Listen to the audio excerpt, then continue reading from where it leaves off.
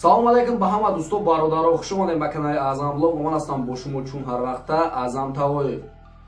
дӯстон, дар ин видеоролик дар бораи духтаре суханрӯӣ мекунем ки ӯ дар квартираи худ танҳо мемонад ва баъдаш чӣ гап мешавад, ҳоло дар видео мо бо шумо тамошо мекунем. Рафтем.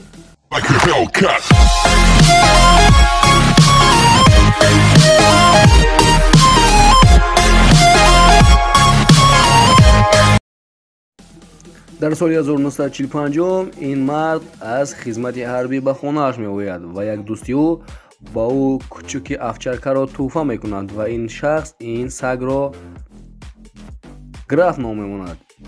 ва баъдаш ин шахс бо як духтари хело хуб шинос мешавад ва онҳо 5 сол бо ҳам зиндагӣ мекунанд. ин шахсро корҳояш хело хуб буд ва ӯ занашро бениҳоят дӯст медошт ва ҳамчунин сагашро. ва баъд аз чанд муддате худованд ба онҳо як духтарро ҳадия мекунад ва онҳо соҳиби духтар мешаванд. ва ин зан ба кор мерафт ва ҳама вақт кӯдаки инро бибиаш нигоҳубин мекард. ин духтар хоб мерафт ва ин саг ҳамон вақте ки меҷакид ки ба ӯ иҷозат медоданд. ва баъд аз солҳо ин духтар калон мешавад ва бибиаш бемор мешавад ва модари ин духтар бибиашро нигоҳ мекунад. ва аз сабабе ки духтари ин бисёри бадхо мерафт, модараш фикр мекунад ки то вақте ки ман аз магазин меоям, ин аз хобаш мехезад. ва ин зан ба мағоза мераваду ва дар роҳ як дӯсти деринаашро мебинад ва онҳо бо ҳамдигар бениҳоят дуру дароз суҳбат мекунанд. ва дар ҳамин вақт дар ин ҷое ки инҳо зиндагӣ мекарданд, дӯст даромад ва ин дӯстҳо дар калидор мегаштанд, худашонро строител гирифта ва ҳар як дарро месанҷиданд, кадоме аз онҳо осон кушода шавад ва он ҷо медаромаданд. ва ин дӯстҳо ба назди як дар меоянд ки мебинанд ин дар хелоам осон ҳуй мешавад ва инҳо ин дарро мезананд, аммо аз дарун ягон садое намебарояд ва онҳо хаёл мекунанд ки ин хона холӣ аст ва замон ки ин дарро шикастанӣ мешаванд. ва баъд аз чанде онҳо як овози кӯдакро мефаҳманд. ва ин духтарча гуфт: дар ин ҷо кӣ аст?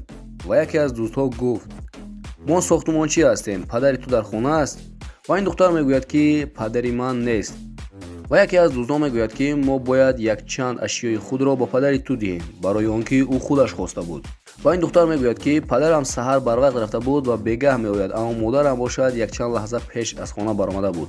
ва яке аз дӯстон мегӯяд ки ту ҳоло дар хона танҳо ҳастӣ? ва ин духтар ҷавоб дод ки бале, ман тоқа ҳастам. ва яке аз дӯстҳо гуфтанд ки дарро кушо, мо ин ашёҳоро монем ва баромада меравем. аммо ин духтара гуфт ки ба ман иҷозат нест ки дарро бар рӯи одамони бегона кушоям. ва ин дӯстҳо гуфтанд майлаш, мо меравем ва вақте ки падару модари ту биояд, баъд мо меоем. ин духтар хайр гуфту рафт, аммо ин дӯстҳо ба ҳеҷ куҷо рафтанӣ набуданд. онҳо қариб дарро замокашро шикастанд.